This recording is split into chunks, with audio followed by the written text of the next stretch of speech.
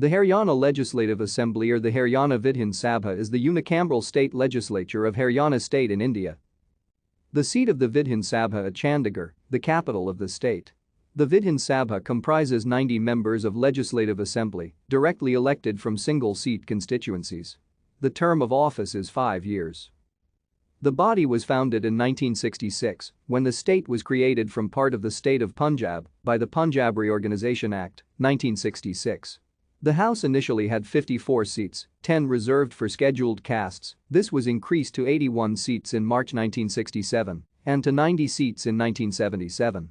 Highest number of seats ever won was in 1977 when Janata Party won 75 out of 90 seats, when in the aftermath of 1975-77 emergency by Indian National Congress's Indira Gandhi Incorporated won only 3 seats, Vishal Haryana Party and Independents both won 5 seats each.